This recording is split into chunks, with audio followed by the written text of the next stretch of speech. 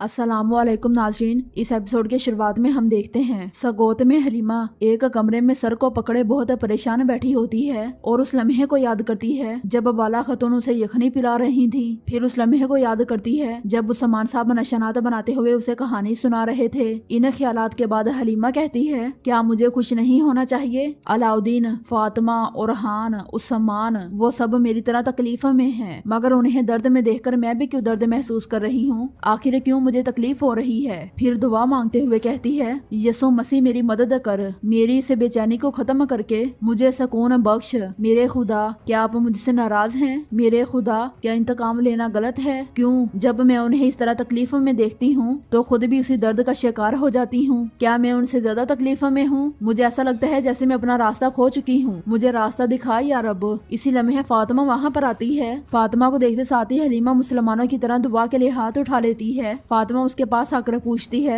तुम ठीक हो ना? तो हलीमा कहती है, मैं बाला खतून के लिए दुआ कर रही थी। फातिमा कहती है, तुम्हें भी थोड़े ही अरसे में माँ से प्यार हो गया था, ऐसा ही है ना? हलीमा कहती है, बिल्कुल, मेरी पसंदीदा थी, वो मेरे करीब होती तो यही महसूस होता कि मेरी हकीकी वालदा हैं। जब मैं अपनी आंखें बंद करती हूँ तो मैं अपनी माँ के चेहरे की बजाय उनका चेहरा देखती हूँ। फातिमा गमगीन होते हुए कहती है, वालिदा ऐसी ही थी, वो सबके लिए माँ जैसी थी। फिर उससे पूछती है, मरियम, तुमने अपनी माँ का दर्द कैसे बर्दाश्त किया? मैं अपनी माँ का दर्द कैसे बर्दाश्त करूंगी? तो हलीमा उसके हाथ पकड़ते हुए कहती है, आपको इसकी आदत हो जाएगी, मगर ये दर्द आपके जिगर को जला देगा। इससे होने वाली तकलीफ कभी खत्म नहीं होगी, ये कभी खत्म नहीं होगी।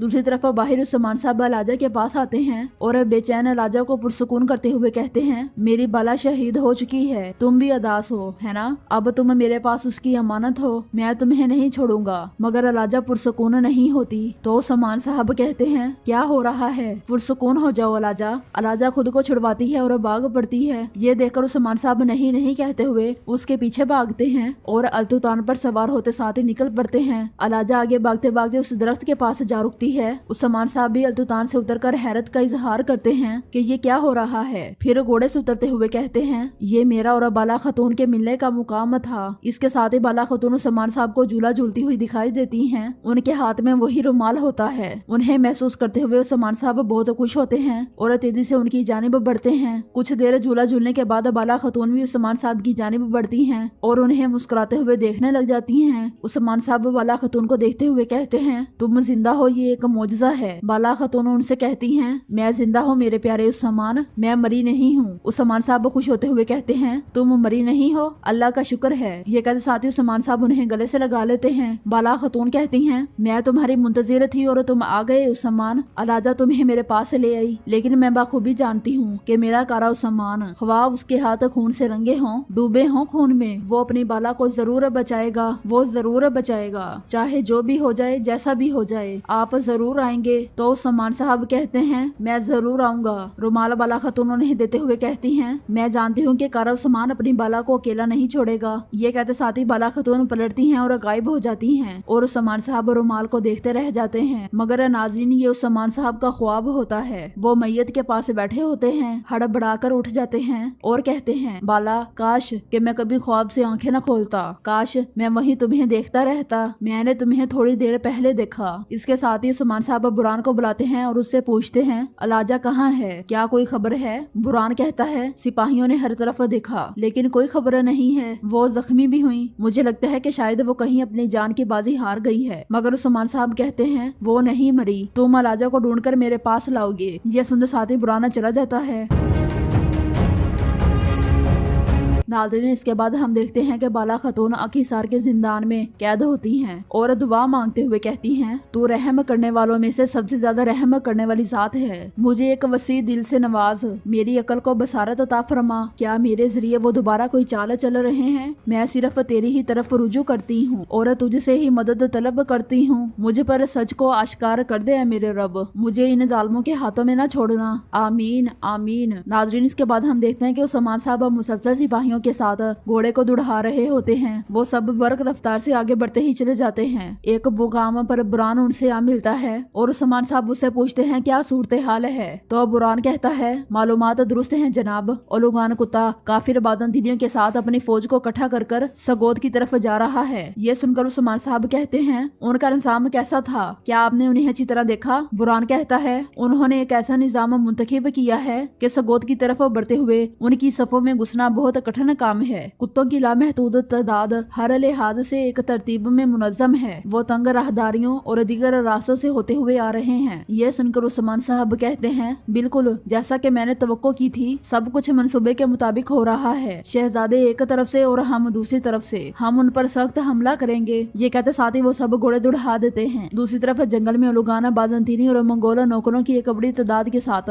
आगे बढ़ रहा होता है। वो हरिस्तों से कहता है हम खामोशी से आगे बढ़ेंगे, हम उस्मान के लिए मौत बनकर उसके सामने आएंगे। अल्तोगा कहता है ओलुगाना हमारी फौज इतनी बड़ी है कि हमारी तादाद कबीले वालों से कहीं ज्यादा है। उस्मान के पास कोई मौका नहीं है। इसी लम्हे एक मंगोल नौकर वहाँ पहुँचता है और कहता है उस्मान सगोत से रवाना हो गया है ओलुगान और इस तरफ पेशकदमी कर रहा है। ओलुगान पूछता है बेबस उस्मान के पीछे कितने जंगजू हैं। तो सिपाही कहता है उनकी तादाद आपकी अजीम फौज के मुकाबले में बहुत कम है ओलुगान। ओलुगान कहता है एक सरदार अपना नाम दुनिया में फैलाने के लिए काम करता है, लेकिन सिर्फ एक औरत की वजह से गलतियां करने जा रहा है। वो हिर्स से मगलूब होकर हार रहा है। फिर ओलुगान सिपाहियों से कहता है आज जंग का दिन है, ये जमीनें उन सिपाहियों के खून से सुर्ख होंगी जिनकी जानें हम लेंगे। चलो रुको नहीं चलते हैं। हम देखते हैं कि ओलुगान के साथ तहद्दे निगाह सिपाहियों की तादाद होती है।